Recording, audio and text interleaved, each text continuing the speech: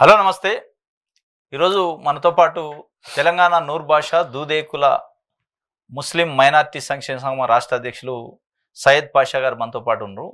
వారిని అడిగి అనేక విషయాలు తెలుసుకుందాం. దాంట్లో ప్రధానంగా తెలంగాణలో కాంగ్రెస్ ప్రభుత్వం వచ్చిన తర్వాత బీసీ కులగన్న చేసింది. దాంట్లో బీసీల లెక్కలు తీసింది. 56% బీసీలు ఉన్నారు, ఇంక్లూడింగ్ ముస్లిం మైనార్టీ అని. అసలు వీళ్ళ పాత్ర ఎక్కడుంది? వీళ్ళు అసలు ముస్లిమ్స్లో ఉన్నారా, మైనార్టీలో ఉన్నారా, లేదంటే బీసీలలో ఉన్నారా? వీళ్ళు అనేక ఉద్యమాలు చేస్తారు. మమ్మల్ని బీసీ ఈ కేటగిరీలో కలపాలి, మమ్మల్ని బీసీ ఈ కేటగిరీగా గుర్తించాలని ఒకటి. మేము ముస్లిం మైనార్టీలుగా మమ్మల్ని గుర్తించండి. దూదేకుల అనేది కొంత హిందువులలో కొంత ఇట్లా రకరకాల జిగ్జాగ్ అవుతుంది, మాకు అన్యాయం జరుగుతుంది.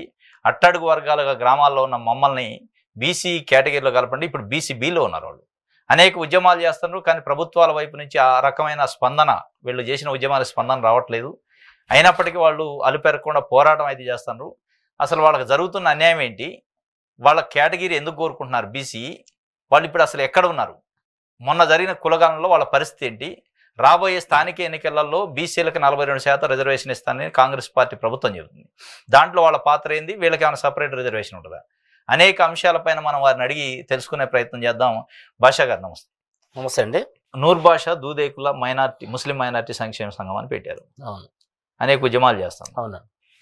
ఏంటి అసలు మీరు బీసీఈలో కలపాలి మమ్మల్ని అంటున్నారు. ఎప్పటి నుంచి మీరు బీసీబీగా ఉన్నారు? బీసీబీ కేటగిరీలోనే అనేక లబ్ధి ఉద్యోగాలు కానీ పొందుతున్నారు. సడన్ గా బీసీ కేటగిరీ కావాలి మమ్మల్ని కలపండి అని ఎందుకు అడుగుతున్నారు? దాని వెనక అర్థం ఏంటి? ముందుగా ఇహా టీవీ యాజమాన్యానికి, మా దూదేకుల స్థితిగతుల మీద రాష్ట్ర ప్రభుత్వానికి తీసుకెళ్ళడానికి ప్రయత్నం చేసినటువంటి జర్నలిస్ట్ మీ శ్రీనివాస్ గారికి, మీ యాజమాన్యానికి అందరు కూడా నూర్ భాష దూదేకుల ముస్లిం మైనార్టీ తెలంగాణ తరఫు నుంచి హృదయపూర్వక నమస్కారాలు తెలియజేస్తూ, ముఖ్యంగా మీరు అన్నది ఇప్పుడు దాన్ని సడన్ గా కాదండి, గత దశాబ్దాల కాలం నుంచి మా స్వర్గీయ పక్కీ సాబ్ గారు నుంచి 1998 నుంచి ఈ పోరాటం జరుగుతుంది. కాకపోతే ఆ రోజు బీసీఈ రిజర్వేషన్ లేకపోవచ్చు, కానీ నూర్ భాష దూదేకులు అన్నది గ్రామీణ ప్రాంతాలు ఉండటం వల్ల ఈ టోటల్గా ముస్లిం జనాభా లెక్కలు చూపించే లోపల టోటల్ ముస్లిం జనాభాలో వచ్చేసి దూదేకులుగా ఇంక్లూడింగ్ చూపిస్తారు. కానీ రాజకీయ పరంగా లబ్ధి కానివ్వండి, విద్యాపరంగా లబ్ధి కానివ్వండి, ఎటువంటి రిజర్వేషన్స్కైనా నూర్ భాష దూదేకులు పక్కన పెట్టి ఓసీ ముస్లిమ్స్కే లబ్ధి చేకూరుతుంది. గత దశాబ్దాల కాలంలో మీరు ఒకసారి స్టాటిక్స్ ఇస్తే కూడా ఈ రోజు వరకు నూర్ భాష దూదేకులు అనే వ్యక్తి ఇప్పటి వరకు ఎక్కడా లేదు. కాదు కొంతమంది అడగొచ్చు, ఏమడుగుతారంటే ఆ రోజు రజబెల్ గారు దూదేకులు కదా, ఎమ్మెల్యేగా ఉన్నారు కదా అంటారు. కానీ ఆయన కులం పరంగా రాలేదండి, ఆయన ఒక కమ్యూనిస్ట్ యోధుడు. దాని పరంగా ఎమ్మెల్యే అండి తప్ప కులపరంగా రాలేదు. కాబట్టి మేమేమడుగుతున్నామంటే ఈరోజు బీసీబీలో ఉన్నప్పుడు ఆ రోజు రాజశేఖర గవర్నమెంట్లో ఫస్ట్ బీసీఈ గురించి మాట్లాడతాం. రాజశేఖర గవర్నమెంట్లో ముస్లింలు కూడా కొంతమంది అట్టడుగు వర్గాల్లో ఉన్నారు, వాళ్ళకి ఏదో ఒకటి రిజర్వేషన్ చేయాలి, ఏదో ఒకటి ఆదుకోవాలని ఆ రోజు రాజశేఖర గవర్నమెంట్ కాంగ్రెస్ గవర్నమెంట్ కూడా ఆ రోజు మా కోసం ప్రయత్నం చేసి 4% రిజర్వేషన్ ఇచ్చింది. దానికోసం 3 కమిటీలు కూడా వేశారు. జస్టిస్ దాలో సుబ్రహ్మణ్యం, సచ్చార్ కమిటీ, ఇట్లా కమిటీలు వేసుకుంటూ వచ్చినప్పుడు ఈ కమిటీలలో కూడా నూర్ భాష దూదేకులు అంటే గ్రామీణ ప్రాంతాల్లో ఉన్నారు వాళ్ళు కూడా బిలో ప్రావర్టీ ఉంది, వాళ్ళని కూడా ఇవ్వచ్చు అనే ఒక కాన్సెప్ట్ పెట్టారు ఆ రోజు. కమిషన్ రిపోర్ట్ లో ఉంది. కానీ ఆ రోజు ఉన్న కొంచెం మంది రాజకీయ నాయకులు వాళ్ళ ఓసీ ముస్లింస్ ఆడ ప్రాధాన్యత దక్కుతుందో అని ఆ రోజు కూడా రాజశేఖర గారు అసలు వాస్తవం 4% కాదు 5% పెట్టారు. ఓహో, ఇది చాలా మందికి అర్థం కాదు, 4 అంటారు. 5% పెట్టారు. 5% పెడితే సుప్రీంకోర్టు కానీ హైకోర్టు కానీ యాక్సెప్ట్ చేసే దాఖలు లేవు. ఉన్న జనాభా 50% దాటిపోతుంది. అందుకోసం దాన్ని ఏం చేశారంటే దీన్ని ఎవరిని కటాఫ్ చేయాలని దాన్ని జీవో మొత్తం తయారైన తర్వాత నేను ఎన్నో ఇంటర్వ్యూలు కూడా చెప్పాను, ఈ 76 సంవత్సరాల స్వతంత్ర భారతదేశంలో ఏ జీవో వచ్చినా ఒక జీవో ఎక్సెప్ట్ అని పదం అక్కడ వాడుంటారు నాకు తెలిసి. కానీ దీన్ని జీవో తయారు చేయాలి, మళ్ళీ కమిటీలు వేయాలి, ఇదంతా ఎందుకు లేని మళ్ళీ ఏం చేశారు, దాన్ని ఎక్సెప్ట్ దూదేకులను రాపించారు. జీవోలో ఎక్సెప్ట్ అని పదం వాడారు. దాన్ని క్షుణ్ణంగా చూడమని చెప్తాను ఇప్పటికి. ప్రతి ఒక్క గవర్నమెంట్ కూడా నేను అడిగేది అదే, ఎక్సెప్ట్ అని పదం వాడాల్సినంత అవసరం ఏంటి దానికి అని దూదేకుల కులస్తులు పక్కన పెట్టారు. పోనీ దానికి రాజశేఖర గవర్నమెంట్ లో 2007 అనుకుంటా, మేబీ 2007 ఇచ్చారు. మరి అప్పుడు మీరు కలవలేదు ఆయన? ఎక్సెప్ట్ ఎందుకు అడిగాం. అప్పటి నుంచి పోరాటాలు చేస్తూనే ఉన్నారు. అసలు మా దూదేకుల స్థితిగతుల మీద మా స్వర్గీయ గాలిబ్ గారు, స్వర్గీయ పగ్గేశ్ 1990 నుంచి పోరాటాలు చేస్తున్నారు. ఉమ్మడి ఆంధ్రప్రదేశ్ నుంచి. ఆ రోజు ఉమ్మడి ఆంధ్రప్రదేశ్ లో మా ఇక్కడ పకీర్ సాబ్ గారు కానివ్వండి, అక్కడ చమర్ గారు కానివ్వండి, నాగులమీరా గారు కానివ్వండి ఆంధ్రాలో, తర్వాత మా గాలిబ్ గారు కానివ్వండి, ఇటువైపు పోరాటాలు అలుపెరగని పోరాటం మీరు ఇందాక అన్నట్టు అలుపెరగని పోరాటాలు చేస్తున్నారు. ఇవాళ 1% 2% ఉన్న కులాలు ఒక పోరాటం చేస్తేనే తీసుకుపోయి మన కమిషన్ ఇవ్వడం, ఫెడరేషన్ ఇవ్వడం జరుగుతుంది. At the same time Rajasekhara Reddy గారు కనీసం వీళ్ళకి 4% రిజర్వేషన్ ఇవ్వలేకపోయినామని ఆ రోజు కాంగ్రెస్ గవర్నమెంట్ లో జీవో నెంబర్ 125 ఇచ్చి దూదేకుల ఫెడరేషన్ ఒకటి ఇవ్వడం జరిగింది. ఆ రోజు దూదేకుల ఫెడరేషన్ ఇచ్చారు. బీసీలో లేదు కాబట్టి దాన్ని సార్ ఏదో అంటే ఈ కమిటీలన్నీ కూడా వీళ్ళు కూడా పాపం చాలా లో క్యాడర్ లో ఉన్నారు, విలేజ్లలో ఉన్నారు, కూలీ కుటుంబాలు ఉన్నాయి. ఉందా ఇప్పుడు ఫెడరేషన్ ఉంది, కానీ తెలంగాణ గవర్నమెంట్ వచ్చిన తర్వాత తెలంగాణ ఇంప్లిమెంట్ చేయలే. Same at the same time అక్కడ ఆంధ్రాలో ఆ రోజు చంద్రబాబు నాయుడు గారు ఇంప్లిమెంట్ చేశారు, తర్వాత రాజశేఖర రెడ్డి చేసిండు, మళ్ళీ ఇప్పుడు చంద్రబాబు నాయుడు గారు దాన్ని కొనసాగిస్తూ కొంత ఫండ్ కూడా ఇస్తున్నారు. మన దగ్గర లేదు. కనీసం మేమేమంటున్నాంటే ఆ జీవోలను తీసుకొని ఇవాళ ఫెడరేషన్ ఇవ్వండి, లేదా కార్పొరేషన్ ఇవ్వండి, 125 జీవో అమలు చేయాలి. జీవో 125 జీవో అమలు చేయండి. ఎందుకు చేయట్లేదు? దాని కారణం ఏంటి? ఇవాళ బీసీఈ ఉంటేనో ఒక కారణం చెప్తారు, సరే బీసీఈ ఇవ్వట్లేదు ఏదంటే ఏమంటారంటే బీసీఈకి చట్టబద్ధత లేదు, మీరు ఇబ్బంది పడతారు అంటారు. చట్టబద్ధత లేదు, మేమంటే చట్టబద్ధత కల్పించుకుంటూ ఇవ్వంటాను, లేదు మీకు అవకాశం లేదు, మాకు ఒక కార్పొరేషన్ ఇవ్వండి, దూదేకుల కార్పొరేషన్ ఇవ్వండి, ఒక పాలక మండలి ఇవ్వండి, ఒక ఫండ్ ఇవ్వండి. ఇది అడగటం మేము తప్ప? ఇవాళ మమ్మల్ని భాషాపరంగా విలేజ్లో ఉండటం వల్ల భాషాపరంగా ఇది తక్కువ వచ్చి దూరం పెట్టడం గవర్నమెంట్కి ఎంత న్యాయం ఇది? ఆ రోజు టీఆర్ఎస్ గవర్నమెంట్ లో పోరాటాలు చేసినాం, ఇప్పుడు పోరాటాలు చేస్తూనే ఉన్నాం, ఇక చేయబోతాం కూడా. అది ఎట్లయితే గవర్నమెంట్ ఆలోచించాలని కూడా మీ ద్వారా బీసీనే అడగడానికి కారణం ఏంటంటే రాజశేఖర రెడ్డి ముస్లిం మైనార్టీల కోసం ఇచ్చేయండు, అప్పటిదాకా మీరు ఎప్పుడు అడగలేదు. అడగటం అంటే బీసీఈ అని అడగాలి. ఆ రోజు మేము ఆ రోజు అడిగింది ఏంటంటే యాక్చువల్గా ఈ దూదేకుల నూరు భాష అనేది ఊర్లలో ఉండి సన్నాయి మేళాలు వంచుకుంటూ పరుపులు కుట్టుకుంటూ 30-40 సంవత్సరాలు లంగ్స్ ఖరాబ్ అయ్యి చనిపోయేటోళ్ళు. ఏంటి అసలు మీ వృత్తి ఏంది? పరుపులు కుట్టడం, దూది ఎక్కడం. అంటే యాక్చువల్గా ముస్లింలో ఒక తెగ దూది ఎక్కుంటూ వచ్చి, అంటే దూదేకులు అని పేరు ఎందుకు వచ్చింది? దూదేకడం వల్ల దూదేకులు వచ్చింది. యాక్చువల్గా నూరు భాషలు దూదేకులు కాదు, వృత్తిపరంగా దూదేకులు అన్నారు. మళ్ళీ దూదేకులను పక్కన పెడితే నూరు భాష అంటే ఇది ఎక్కడ కొత్త పదం అంటారని చెప్పి రెండు మిక్సింగ్ అయిపోయి చెప్పాల్సి వస్తుంది. అసలు మీది నూరు భాష, అసలు నూరు భాషలు మేము. కాకపోతే విలేజ్లో దూదేకడం వల్ల దూదేకులు అంటే ఆ దూదేకుల పదాన్ని పక్కన పెట్టేస్తే నూరు భాష వీళ్ళెవరు కొత్త వాళ్ళు అంటారని చెప్పేసి రెండు కలిపి వాడాల్సి వస్తుంది. ఇలా అంటే అసలు బయట ఉన్న చర్చ ఏంటంటే 2007లో రాజశేఖర రెడ్డి గారు బీసీఈ అనేది ఒకటి ప్రస్తావన తెచ్చిండు, కేవలం ముస్లిం మైనార్టీలు. కానీ మీరు అప్పటిదాకా బీసీబీలో ఉన్నారు, ముస్లిం మైనార్టీస్ అప్పటి వరకు రిజర్వేషన్ లేదు, అంతా ఓపెన్ వాళ్ళు. అంటే వాళ్ళకి ఇస్తున్నారా అని మీరు అడుగుతున్నారా? అసలు మీకు ఆల్రెడీ బీసీబీ ఉంది కదా, ఎందుకు అడుగుతున్నారు బీసీఈ అని? మేము వాళ్ళకి ఇస్తారని అడగట్లేదండి, మరి ఆల్రెడీ బీసీబీ ఉందిగా. బీసీబీ ఉంది, కానీ మీరు వేసిన కమిటీలు సచార్ కమిటీ కానీ, దాల సుబ్రహ్మణ్యం కమిటీ కానివ్వండి, సుధీర్ కమిటీ కానివ్వండి, ఇచ్చిన రిపోర్టులు చూడండి. మా స్థితిగతుల మీద ఏమి ఇచ్చారు? మీ సామాజిక వర్గం ఎలాంటి పరిస్థితులు తీసుకుందా? కమిటీలు చూడండి, ఆ కమిటీలలో ఎక్సెప్ట్ అని పదం ఎందుకు వాడాల్సి వచ్చింది? సార్ పోనీ మీరు ఆ బీసీఈలో మిమ్మల్ని ఇవ్వట్లేదు, ఓన్లీ ఇచ్చినని చెప్తున్నారు, అది పక్కన పెట్టండి. ఒక కార్పొరేషన్ అడుగుతున్నాం కదా, ఒక కార్పొరేషన్ అన్ని కులాలకు ఇస్తున్నారు కదా, ఒక కార్పొరేషన్ కొంత ఫండ్ ఇచ్చి మమ్మల్ని ఆదుకోండి. మేము అంత అన్యాయం చేసింది ఏంటి? మేము ముస్లిం జనాభాలో మమ్మల్ని లెక్కలు చూపిస్తున్నారు, అంతకంటే తక్కువ ఉన్న వాళ్ళు కూడా ఇవ్వాలి. రెడ్డి కార్పొరేషన్ ఇచ్చారండి అలా. అంటే రెడ్డి అంటే వాళ్ళు నాకు శత్రువులు కాదు, చెప్తున్నారు సమాజంలో ఒక ఎకనామికల్ గా కొంచెం మంచిగా ఉన్నారు, వాళ్ళకి కూడా ఇచ్చారు కార్పొరేషన్. ఇప్పుడు అన్ని రాజకీయ పార్టీలు వాళ్ళ పార్టీ పదవుల్లో నామినేటెడ్ పోస్టులో ముస్లిం మైనార్టీ కోటా అని ఇస్తుంటారు, దాంట్లో మీ ప్రాధాన్యత ఏంది? ఇది చాలా ముస్లిం మైనార్టీ కోటా ఇచ్చినప్పుడు ఏమవుతుందంటే మాకు ఇక్కడ చాలా క్లుప్తంగా చాలా మంచిగా అడిగారు. అక్కడ జరిగేది అంటే ముస్లిం మైనార్టీకి పోతే బీసీబీ అని ఉంటుంది మాకు. బీసీబీ మీరు బీసీబీ ఉంది కానీ మీరు ముస్లిం మైనార్టీ రారు, మీరు బీసీబీకి ఉన్నట్టు. బీసీబీ దగ్గర పేరు చూస్తేనే ముస్లిం పేరు ఉంటుంది, మీరు ఇక్కడ రారు, మీరు ముస్లిం మైనార్టీ పోని అంటారు. ఎటు పోవాలి మేము? అటు రెండు జెండా రావడలాగే మా పరిస్థితి. దానికోసం ప్రాధాన్యత ఇవ్వట్లే. ఎవరన్నా ఉందంటే ఇప్పుడు మాకు ఎవరైనా ఇన్ఫ్లుయెన్స్ ఉన్న వాళ్ళు ఉంటే మావాడని అంటే చేస్తారు, అది గవర్నమెంట్ వ్యక్తిగత ఇమేజ్ అది, అంతే తప్ప. ఇప్పుడు చెప్తున్నా సార్, నేను ఇందాక నాకు వేరే మండల కోఆప్షన్ ఇస్తే ఖమ్మం జిల్లాలో నువ్వు దూదేకులు కాబట్టి నువ్వు మైనార్టీ కింద రావని కొన్ని రోజులు ఆపడం జరిగింది. కోఆప్షన్ అనేది మన నామినేటెడ్ పోస్ట్ టీఆర్ఎస్ గవర్నమెంట్ ఇచ్చారు. ఆపితే మళ్ళీ కలెక్టర్ దగ్గర లెటర్ పెట్టుకుని మా ముస్లిం మైనార్టీ దూదేకులు అతనికి ఇస్తే నువ్వు మైనార్టీ ఆపారు. దానికోసం ఫైట్ చేస్తుంది. అంటే మేము పుట్టిన వరకు సచ్చే వరకు ఇస్లాం ధర్మాన్ని పాటిస్తున్నాం. అంటే మేము గడ్డాలు మిసాలు పెంచుకుంటే ముస్లిమా, ఉర్దూ మాట్లాడితే ముస్లిమా? కాదు కదా. ఇవాళ ఉన్నారు లాంగ్వేజ్ పరంగా తీసుకోదలుచుకుంటే తమిళనాడు ఉన్నారు సార్. తమిళనాడు వచ్చే లోపల కర్ణాటక వచ్చేసే లోపల ఉర్దూ మాట్లాడరు, ఎవరు తమిళే మాట్లాడతారు. నమాజ్ కూడా తమిళే చేస్తారు వాళ్ళు. ఓకే, అసాయిచ్చేది ఒకటే ఉర్దూలు ఇస్తారు. ఇప్పుడు మీరు ఈ డిమాండ్లు బీసీ రిజర్వేషన్ సరే అదొక భాగం. దాంతోపాటు మీరు అన్న కీలకమైన పాయింట్ ఉంది, మీరు అక్కడ పోతే మైనార్టీల కింద వాళ్ళు చలామణి చేయాలి, ఇక్కడికి వస్తే బీసీలు వాళ్ళు పట్టించుకోవట్లేదు బీసీ అని. అసలు ఆ గుర్తింపు కోసం ఏమైనా ఫైట్ చేస్తున్నా ప్రభుత్వం దృష్టికి ఏమైనా చేస్తారు? మైనార్టీ అనండి, బీసీబీ ఉన్నప్పటికీ మైనార్టీ మేము, మీ సాంప్రదాయాలు మీరు పాటించే మతం దాన్ని బేస్ చేసుకుని డిమాండ్ పెట్టారా? పెట్టాం. పుట్టిన వరకు సచ్చే వరకు ఇస్లాం ధర్మాన్ని పాటిస్తున్నాం మేము. దానికోసం మేము 2011లో ఖమ్మంలో దగ్గర 34,000 మందితో దూదేకుల సింహగర్జన పెట్టి మా పకీర్ సాబ్ గారు గాలిబ్ గారు ఆధ్వర్యంలో 40 దగ్గర 30 నుంచి 40,000 మంది పెట్టాము ఆ రోజు. దాని తర్వాత చమన గారు ఉమ్మడి రాష్ట్రంలో పెట్టారు. మొన్న రీసెంట్ గా ఈ టీఆర్ఎస్ గవర్నమెంట్ కూడా ఖమ్మం మన ధర్నా చౌకులు కూడా నేను ఒక దగ్గర ఒక 500 మందితో ధర్నా చేయడం జరిగింది. ఆ రోజు కేటీఆర్ గారి దృష్టికి పోయింది, కేటీఆర్ గారు పిలుస్తున్నారు. కానీ ఆ రోజు గవర్నమెంట్ మమ్మల్ని ర్యాంక్ ట్రాక్ పట్టించింది. ర్యాంక్ ట్రాక్ ఎందుకు పట్టించింది అంటే మా దాంట్లో కూడా కొంతమంది ఇక పదవుల కోసం, రాజకీయ పదవుల కోసం కొంతమంది మోచే నీళ్ళు తాగేటోళ్ళు ఉన్నారు. నాకు తప్పలేదు అంటాను, ఎందుకంటే కులకండ కప్పుకున్న కులానికి పని చేయాలి.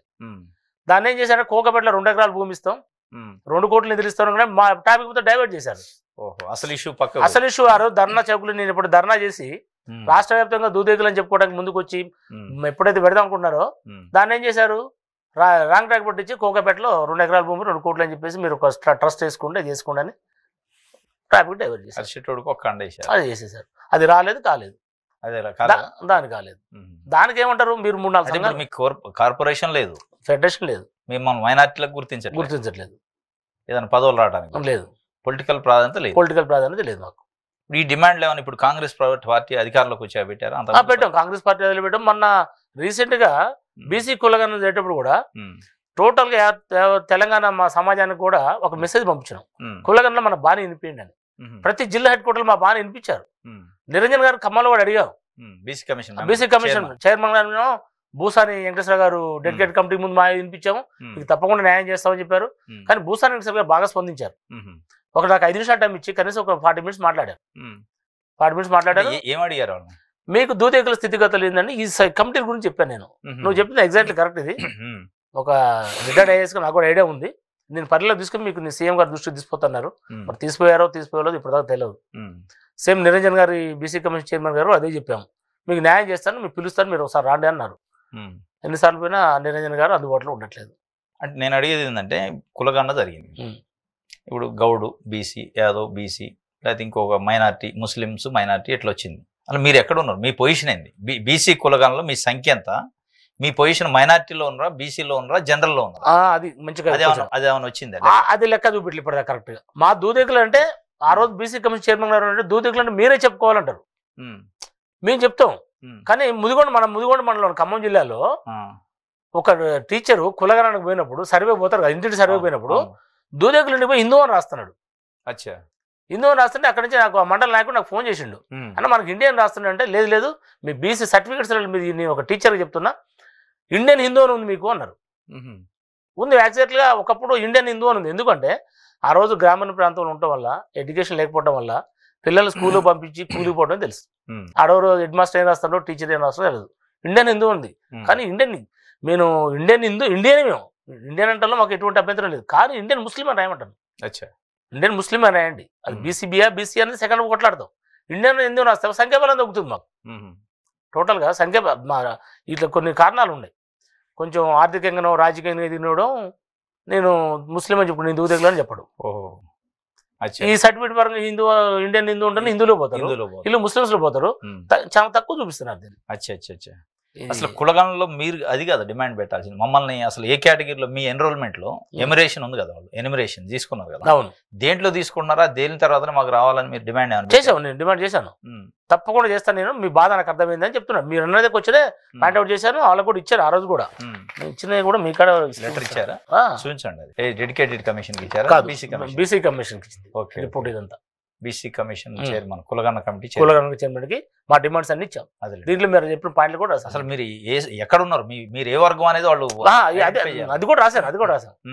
అసలు మమ్మల్ని ఇప్పటివరకు కనీసం ఏదైనా స్కీములు పడి మీకు లోన్స్ పెడితే బీసీకి పోతున్నాం, అక్కడ బీసీ కాడికి పోతున్నాం, మీరు ముస్లిం మైనార్టీ బాగుంటారు, ముస్లిం మైనార్టీ పోతున్నాం, బీసీ కాడికి పోమంటారు. మమ్మల్ని తేల్చండి అని అడుగుతున్నాడు. ఇప్పుడు అదే మమ్మల్ని తేల్చండి, మా సంఖ్య ఎంతో తేల్చండి. ఇప్పుడు మీరు కులపరంగా ఉద్యమం చేస్తారు. ప్రతి కులానికి, ప్రతి మతానికి, లేదా ప్రతి సామాజిక వర్గానికి పొలిటికల్ పార్టీలో ఏదో ప్రతి పార్టీలో వాళ్ళ ప్రాధాన్యత ఉంటుంది. వాళ్ళ వాయిస్ని ఆ పార్టీలో వాళ్ళు వినిపిస్తారు. మీరు బీఆర్ఎస్ ఉన్నప్పుడు కొంతమంది మీ వాళ్ళు బీఆర్ఎస్లో ఉన్నారు, ఇప్పుడు కాంగ్రెస్ ఉన్నప్పుడు కాంగ్రెస్లో ఉంటున్నారు. మరి ఆ బాణిని అధికార పార్టీకి మీరు రీచ్ కాలేకపోతుందా? మీ బాణి మీ వర్గాలు అక్కడ తెలియజేయట్లేదా? అక్కడ ఏమవుతుందంటే మేము మీరు అడిగిన వచ్చినే మా దాంట్లో కొంతమంది పదవులు వస్తున్నాయి. పదవులు వస్తున్నాయంటే దాన్ని దూదేకులని ఇవ్వట్లే, నూరు భాష దూదేకులు ఇవ్వట్లే. పోయినసారి మాకు జిల్లా కోఆప్షన్ ఒకటి ఇచ్చారు కరీంనగర్లో, మాకు కాదు, అక్కడ దూదేకుల కులస్తుడికి ఇచ్చారు. కాబట్టి ఆయన టీఆర్ఎస్ లో పార్టీలో పనిచేసాడు, కీలక వ్యక్తి, ఒక ఉద్యమకారుడు, ఆయనకి ఇచ్చారు. అంతే తప్ప దూదేకులు తర్వాత మేము ఓన్ చేసుకున్నాం, మా దూదే క్లాస్ లో మేము చేసుకున్నాం. నవ ప్రజెంట్ తెలంగాణ గవర్నమెంట్ లో కూడా డాక్టర్ రిజాజ్ గారు అని గ్రంథాలయ సంస్థ చైర్మన్ ఇవ్వాలి, ఆయన మా క్యాస్టే. కానీ ఆయన ఒక ప్రొఫెసర్, ఒక స్పోర్ట్స్ పర్సన్, కాంగ్రెస్ పార్టీకి కష్టకాలంలో ఆదుకుంటూ కాంగ్రెస్ పార్టీ గుర్తించి ఆయనకి ఇచ్చింది. ఆయన కష్టానికి ఫలితంగా ఇచ్చింది, కులానికి ఫలితంగా, కులంగా ఫలితం లేదు, ఆయన కష్టానికి ఫలితంగా ఇచ్చింది. ఓకే, ఆయన కాంగ్రెస్ పార్టీకి కష్టపడింది, కష్టానికి ఫలితంగా దక్కిన పదవి అది. ఆయన మేమన్నా ఓన్ చేసుకుంటున్నాం. కానీ ఆయన ఇప్పుడు అలాంటి వాళ్ళని అడిగితే ఏంటంటే, నేను ఒక రియాజ్ గారని కాదు, ఎవరైనా ఏమంటారంటే, నాకు రాజకీయ పార్టీ ఒక పదవి ఇచ్చింది, ఒక కులాన్ని ఎమ్మడేసుకొని వస్తే నేను ఒక కాంగ్రెస్ పార్టీలో ఉన్నప్పుడు నాకు ఒక్క కులం కదా, అన్ని కులాలు ఉంటాయి కదా నాకు. ఓకే, ఒక రాజకీయ పార్టీలు ఉంటే అన్ని కులాలు ఉంటాయి, అందుకోసం వాళ్ళు ఆ పదవి వచ్చిన తర్వాత కులాన్ని మీద వేసుకోలేని స్థితిలో వాళ్ళు ఉన్నారు. అంటే వాళ్ళని అట్లా తప్పు పట్టట్లేదు. అచ్చా, ఇప్పుడు మీరు అడుగుతున్నారు కదా, ముస్లిం మైనారిటీలో కాంగ్రెస్ పార్టీలోనో లేదా బీఆర్ఎస్ పార్టీలోనో టాప్ లెవెల్లో ఉన్న లీడర్లు ఉన్నారు, కొన్ని శక్తులు దీనికి అడ్డపడతాయి అనేది బయట చర్చ. ఇది బీసీ దూదేకుల్ని బీసీలో రాకుండా అడ్డుకోవడానికి వాళ్ళ ప్రాధాన్యత ఏడ తగ్గిద్దని. అవును, మరి వాళ్ళ శక్తి, వాళ్ళు కూడా పొలిటికల్ పార్టీలో వాళ్ళ కష్టానికి తగ్గట్టు పదవి వచ్చింది, కానీ వాళ్ళ కులం కోసం, వాళ్ళ మతం కోసం వాళ్ళు పాటుపడుతున్నారు. కానీ మా దాంట్లో అంత చైతన్యం రాలేదు. ఆ చైతన్యం ఎందుకు రాలేదు అంటే, ఇవాళ కనీసం మేము ఎంతమందిని చూపించుకోవడానికి కూడా మా కొంతమంది ముందుకు రావట్లేదు. ఓకే, ఇవాళ ఎన్నో ఉద్యమాలు చేసినాం మేము. ఆల్రెడీ రవీంద్ర భారతిలో కూడా కనీసం ఒక 1000 మందితో మీటింగ్ పెట్టడం జరిగింది నేను, మా దూదేకుల కోసం. మాకు రవీంద్ర భారతిలో ప్రోగ్రామ్ చేసిన టీఆర్ఎస్ గవర్నమెంట్ లో, ప్లస్ ఈ బీసీ ఫెడరేషన్ కులాలతో కలిసి కూడా పోరాటం జరిగింది మన ప్రకాశం స్టేడియంలో. ఓకే, మన దాని గాంధీ భవన్ బ్యాక్ సైడ్ లో దాంట్లో కూడా పోరాడి ఆ రోజు మహేష్ కుమార్ గారు కూడా సేమ్ రిప్రజెంటేషన్ ఓకే చేస్తానని. ఇప్పుడు నిన్న హైకోర్టు ఒక జడ్జిమెంట్ ఇచ్చింది, స్థానిక సంస్థల ఎన్నికలు సెప్టెంబర్ 30 కల్లా నిర్వహించి ఫలితాలు కూడా రిలీజ్ చేయాలి. కాంగ్రెస్ పార్టీ ఒకవైపు కామారెడ్డి డిక్లరేషన్ ద్వారా బీసీలకు 42% రిజర్వేషన్ ఇస్తాను. మీ పరిస్థితి స్థానిక సంస్థలలో మీ క్యాస్ట్ కి సంబంధించి దూదేకుల నూరు భాషకి మీకు ఎట్లాంటి రిజర్వేషన్ వస్తుంది అనుకుంటున్నారు? మీరు ఏమైనా డిమాండ్ పెట్టారా? మేము ఆ డిమాండ్ కోసం ఇప్పుడు ఏం చేస్తున్నామంటే, స్థానిక సంస్థల ఎలక్షన్స్ అంటేనే గ్రామీణ ప్రాంతాల నుంచి ఉండే, ఇవాళ దూదేకుల కులస్తులు కూడా మీ ద్వారా కానీ మా ద్వారా కానీ మెసేజ్ మాకు ఒకటే పంపుతున్నాం. ఆల్రెడీ మా కమిటీలు నడుస్తున్నాయి, చెప్తున్నాం. విలేజ్లో ఉన్న నూరు భాషా దూదేకులు కూడా ఒక ఉద్యమంలో రెడీ అవుతున్నారు. రేపు స్థానిక సంస్థల ఎలక్షన్స్ లో ఖచ్చితంగా మేము పోరాటం చేస్తాం. ఈ 42% మాకు తేలవాలి, మాది బీసీ ఏందో మాకు తేలవాలి, మా కార్పొరేషన్ ఇస్తారా లేకపోతే ఫెడరేషన్ మాకు తేలవాలి అనే నినాదంతో రేపు జడ్పీటీసీ ఎలక్షన్స్ కానీ సర్పంచ్ ఎలక్షన్స్ కానీ ప్రతి గ్రామాన ప్రతి మండలాన్ని కూడా మేము ఉద్యమం తీసుకుని మాదేదో తేలే వరకు కూడా కార్యాచరణ మేము బలంగానే నిరూపించడం కోసం అయితే మేము అంతా సన్నద్ధమే ఉన్నాం మేము. ఓకే, అది కాంగ్రెస్ ప్రభుత్వానికి అల్టిమేట్ అనుకోవచ్చు, ప్రభుత్వానికి అల్టిమేట్ అనుకోవచ్చు, ఇతర రాజకీయ పార్టీలు అనుకోవచ్చు. ఏ రాజకీయ పార్టీ అయినా మాకు న్యాయం చేయడానికి మేము వస్తున్నాం. ఓకే, అది ఏ రాజకీయ పార్టీ అని కానివ్వండి. ఇలా నేను పొలిటికల్గా ఒకప్పుడు రాజకీయ పార్టీ నుంచి వచ్చినా, నేను ఇలా కుల కండ వేసుకున్నాం, కానీ కులాని కోసం పాటుపడాలి నేను. అది ఇలా టీఆర్ఎస్ రాజకీయాలు పక్కన పెడితే, ఇలా టీఆర్ఎస్ ఇస్తుందా, టీడీపీ ఇస్తుందా, కాంగ్రెస్ ఇస్తుందా పక్కన పెడితే, రేపు ఏ పార్టీ మాకు ఇస్తాంటే మా ఏ పార్టీ గుర్తిస్తే ఆ పార్టీతో ఉండగా సిద్ధంగా ఉన్నాం మేము.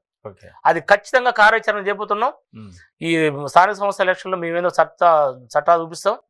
రాబోయే ఎమ్మెల్యే ఎలక్షన్స్ కల్లా దూదేకుల ఎంత బలం కూడా నిరూపించడం కూడా ఒక బలమైన కార్యాచరణ ఉంది, దాన్ని నిరూపించబోతున్నాం. ఇప్పుడు కాంగ్రెస్ పార్టీ అధికారంలోకి ఉంది.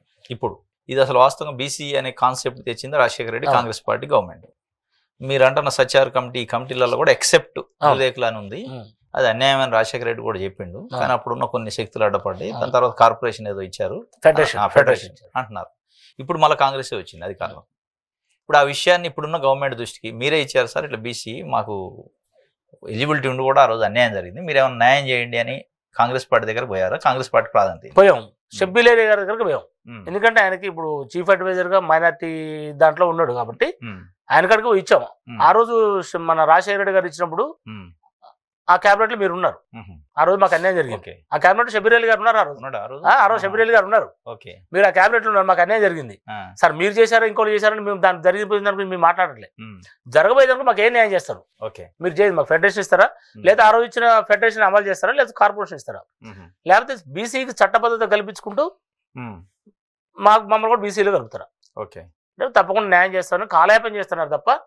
కాదు ఒకటి మాత్రం నేను ఖచ్చితంగా చెప్పగలను, నాకు రేవంత్ రెడ్డి గారి మీద మా దూదేకులు అనేది కనుక ఇది రేవంత్ రెడ్డి గారు దృష్టి పోతే ఆయన ఖచ్చితంగా న్యాయం చేస్తాడు. ఎందుకంటే రేవంత్ రెడ్డి గారు నేను పొలిటికల్ గా టీడీపీలో ఉన్నప్పుడు చాలా దగ్గర చూసి వ్యక్తిని.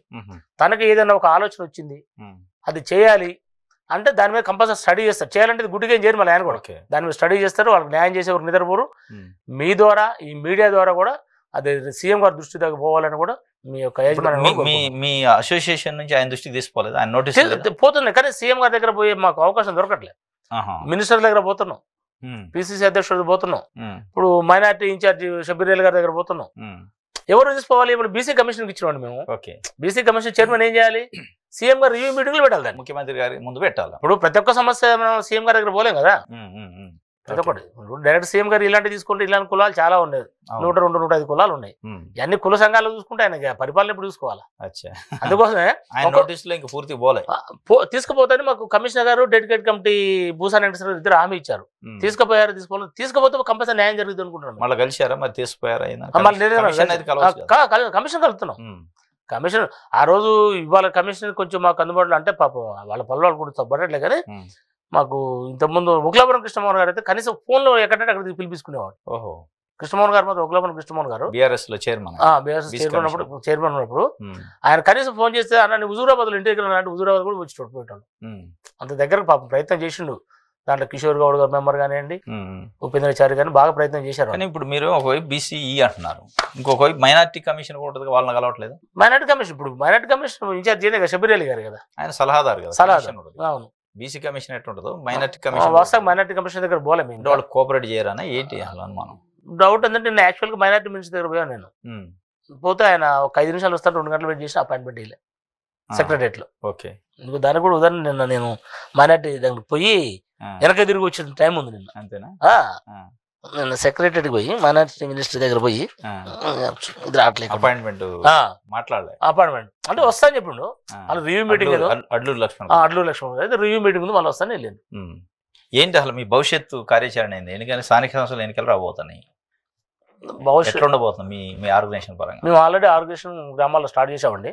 ఈ ఎలక్షన్ ఎట్లాగా ఒక 2-3 నెలలు వస్తాయని చెప్పి మేము ఒక నెల క్రితమే అన్ని ఆర్గనైజేషన్ స్టార్ట్ చేసాము. మా గ్రామ కమిటీలు, మండల కమిటీలు, జిల్లా కమిటీలు కూడా అన్ని సమాయత్తమైనాయి. రాబోయే ఎలక్షన్స్ లో ఖచ్చితంగా మాకు ఏ పార్టీ న్యాయం చేస్తే ఆ పార్టీకి మేము అండగా ఉంటామని కూడా మేము మీడియా ముఖంగా తెలియజేస్తున్నాం. అసలు మీ సంఖ్య ఎంత ఫైనల్ గా? మా సంఖ్య టోటల్ గా తెలంగాణ లోపల ముస్లిం జనాభా 40 lakhs. దాంట్లో కనీసం 18 లక్షల పైచిలకు జనాభా మేము ఉన్నాం. ఇలా సగం మీరే ఉన్నారు. సగం ఖచ్చితంగా ఉన్నాం. ఇలా ఇవాళ ఎవరైనా లెక్కలు కాదంటే ఏ గవర్నమెంట్ లెక్కలు కాదని కూర్చోమని చెప్పండి, నా డెబిట్లు కూర్చోమని చెప్పండి. ఉమ్మడి ఆంధ్రప్రదేశ్ లో బీసీబీ దూదేకుల సర్టిఫికేట్ తీసుకుని ఎంతమంది రాయితీ పొందారండి? మీరు కాదంటే ఆ స్టాటిస్టిక్స్ తీస్తారా? అది అయ్యాలా? బీసీపీ దూదేకుల బీసీ రాకముందు బీసీబీఏగా దూదేకులది, అది రికార్డే కదా. అది ఆన్ రికార్డు తీయండి. ఇప్పుడు ఉమ్మడి ఆంధ్రప్రదేశ్ లో తెలంగాణ ఎన్ని జిల్లాలో వచ్చింది తెలిసిపోదు కదా. ఏ జిల్లాలో ఎంతమంది ఉన్నారు బీసీపీ అంటే తెలియదా? తెలిసింది. మరి దాని ప్రకారం స్టాటిక్స్ తీయండి. ఇలా ఎంతసేపు తక్కువ ఉన్నారని కావాల్సిన తక్కువ చూపిస్తున్నారు. 18 లక్షల మంది మీరు ఉన్నారంటున్నారు అఫీషియల్ రికార్డు ప్రకారం. 18 లక్షల మంది ఉన్న ఒక సామాజిక వర్గం అఫీషియల్ రికార్డు తక్కువ ఉంది. అది అఫీషియల్ అంటే మీ లెక్క, 18 లక్షల మంది ఉన్న ఒక వర్గం ఎందుకు ప్రభుత్వాలని పార్టీలను అంటే మేనేజ్ చేయలేకపోతుంది, అంటే వాళ్ళని ఆకట్టుకోలేకపోతుంది? చెప్తున్నాను. మా కాడ ఉన్నది ఏంటంటే మా దాంట్లో కూడా మా నూరు భాష దూదేకులు కూడా కొంచెం డ్రాబ్యాక్ ఉంది. ఏమైతుందంటే ఈరోజు అంటే ఇస్లాం ధర్మాన్ని పాటించడం తప్పులేదు. ఇస్లాం ధర్మాన్ని పాటించుకుంటూ దూదేకులు అని చెప్పుకోవడానికి దూరం అయ్యి వాళ్ళతో కలిసిపోతున్నారు. కలిసిపోతే తప్పులేదు, కలవాలి, అందరం కలవాలి, ఇస్లాం ధర్మం అందరం కలవాలి. కాకపోతే నువ్వు కొంచెం వాళ్ళతో కలిసిపోవడం వల్ల నువ్వు రాజకీయంగా ఆర్థికంగా ఎదుగుతున్నావు. కానీ ఏమి లేని వాళ్ళ పరిస్థితి, మిడిల్లో ఉన్న పరిస్థితి ఏంటి? వాడికి రాజకీయంగా ఉండదు, రిజర్వేషన్ పరంగా ఉండదు. కానీ నీది నువ్వే చూసుకుంటే ఇవాళ అన్ని కులాలు చూడండి, వాడు ఏ స్థాయిలో ఉన్నా కింది స్థాయిలో ఉన్న కులస్తుల కోసం పోరాడుతున్నాడు. అవును, మన ఎందుకు పోరాడదు? ఇప్పుడు మీకు ఎస్సీ వర్గీకరణ జరిగింది కదా. అవును. దాంట్లో 1,50,000 సంఖ్య ఉన్న కులాలు, రెల్లి అలాంటి కులాలు కూడా వాళ్ళకు ఒక పర్సెంటేజ్ సాధించుకుంది. అవును. మీరు 18 లక్షలు అంటున్నారు. మీకు ఆ బీసీఈలోనా బీసీబీలోనా కోట సపరేట్గా మీకు అంటూ దూదేకులకి ఇంత పర్సెంట్ 2-3% తీసుకునే ప్రయత్నం కానీ అసలు ఆ దిశగా ఎప్పుడన్నా చేశారు ప్రయత్నం? చేసాం. మా క్యాలిక్యులేషన్ కూడా తీసుకున్నాం. మేము కూడా ఆల్రెడీ మెంబర్షిప్ కూడా తయారు చేసాము. కాకపోతే అక్కడ జరుగుతుంది ఏంటంటే మీతో చెప్పింది అదే కదా, ఇప్పుడు కనీసం ఒకటే, ఇప్పుడు ఇస్లాం ధర్మాన్ని పాటించుకుంటూ ఒకటే దాంట్లో వండుకుంటూ దూదేకులు అని చెప్పుకోవడానికి సిగ్గుపట్టేళ్ళు ఉన్నారు. నేను దూదేకులను పోరాటం చేసేటోళ్ళు ఇవాళ ఆంధ్రప్రదేశ్లో చూడండి, నాగులమీర గారని మన హౌసింగ్ బోర్డ్ సొసైటీ చైర్మన్ చేసిండు విజయవాడ. ఆయన ఎంత ఉండని, నేను దూదేకులను ప్రతి మీటింగ్ అటెండ్ అయ్యి మన దూదేకులను అన్యాయం జరుగుతుందని వస్తున్నాడు. ఆ రోజు చమన్ గారు ఎంత ఉండని రాజకీయంగా, చమన్ గారు అంతే వచ్చిండు. కానీ దరిద్రం ఏంటంటే మా తెలంగాణలో ఎవరు రారు ముందు, అంతేనా? మా తెలంగాణలో రారు. చెప్తున్నాను కదా, వాళ్ళకి రాజకీయంగా ఉంది, ఆర్థికంగా ఉంది, కానీ అయినా ముందుకు రారు. వాళ్ళు ముందుకు వస్తారు, ఆంధ్రాలో తెలంగాణలో ముందుకు రారు. అట్లాంటి ముందుకు వస్తే మాకు న్యాయం జరుగుతుంది. అందుకోసమే ఏ పార్టీలోనే ఎక్కడున్నా మా దూదేకుల సోదరులు కూడా ఒకటే కోరుతున్నాం, మీరు పదవులు అనుభవించారు. కాకపోతే మీ మీడియా ముఖంగా వాళ్ళు ఒకటే అర్జించేది ఏంటంటే, మీరు ఏ పదవిలో తీసుకుంటే రాజకీయంగా లబ్ధి పొందని మా తప్పలేదు, ఎందుకంటే మేము కూడా సంతోషపడతాం. కానీ అట్ ద సేమ్ టైం అట్టడు ఉన్న దూదేకులను కూడా ఒకసారి చూడండి, వాళ్ళకి న్యాయం చేసే పోరాటం చేయండి అని కూడా మీడియా ముఖంగా వాళ్ళకి తెలియజేయడం జరుగుతుంది. ఒక చివరిగా మీ దూదేకుల కమ్యూనిటీ సమాజానికి, ప్రభుత్వానికి ఏం చెప్తారు సందేశం, ఏం డిమాండ్ చేస్తారు? ప్రభుత్వానికి ఒక్కటే డిమాండ్ చేస్తున్నానండి. ఆ రోజు చేసా, ఈ రోజు చేసా, ఇంతకుముందు ఏంటంటే ఏదో మీటింగ్లు పెడుతున్నాం, పోతున్నాం, వస్తాం కాదు, కార్యాచరణ మాత్రం ఈసారి ఖచ్చితంగా రాబోయే ఎలక్షన్స్ లో, అది పంచాయతీ ఎలక్షన్స్ నుంచే అంకురార్పణ స్టార్ట్ అవుతుంది. ఇక దీన్ని వదిలిపెట్టాం ఇప్పటితో. మొన్నటి వరకు కూడా కొంచెం మాకు కూడా వీళ్ళు మేధావులు తక్కువ, ఇప్పుడు అందరూ మాకు, మీరు కూడా ఓఈ నుంచి వచ్చారు, మీ ఫ్రెండ్ కూడా ఇమాం గారు అని ఓఈలో ఉన్నారు, మీరే రేహమాన్ గారు, సార్ రేహమాన్ గారు కూడా టచ్ లోకి వెళ్ళాము. మంచి అంటే అలాంటి తోడైతున్నారు. ఇప్పుడు మొన్న విఆర్ఓ అసోసియేషన్స్ అని కొంతమంది ఉన్నారు, తను ఫోన్ చేసిండు, సర్టిఫికేట్ బీసీ బి తీసుకోవాలా, బీసీ తీసుకోవాలని అడిగిండు. లబ్ధి కావాలని బీసీ తీసుకోవాలి, కానీ రేపు ఏదైనా నీకు బీసీ ఈలు లేవని కేసులు ఇస్తే మాత్రం నువ్వే భరించాలి దాన్ని. ఇది పోద్ది, ఇది పోద్ది. కానీ చట్టబద్ధత రావాలంటే, నీ అలాంటి ఎంప్లాయీస్ రావాలంటే స్టేట్ వైజ్ మా ఎంప్లాయీస్ మొత్తం ఒకటి అవుతున్నాయి. నా విఆర్ఏ అసోసియేషన్స్ కూడా నాకు స్టేట్ వైజ్ అయ్యి మన దూదేకుల సంఘానికి మీ మద్దతు ఇవ్వడానికి సిద్ధంగా ఉంటుంది. వాళ్ళు రెవెన్యూ డిపార్ట్మెంట్ నుంచి కూడా వస్తుంది. రంజాన్ భాయ్ అని మా ఆయన టీచర్ ఉన్నాడు గవర్నమెంట్, ఆయన కూడా ఒక రెవల్యూషన్, ఇటు రెవెన్యూ నుంచి, ఎడ్యుకేషన్ నుంచి, రహీం భాయ్ తోటి, ఇలా అందరితోటి, లాయర్ తోటి. ఫెడరేషన్ గురించి ఏం చెప్తారు ప్రభుత్వానికి?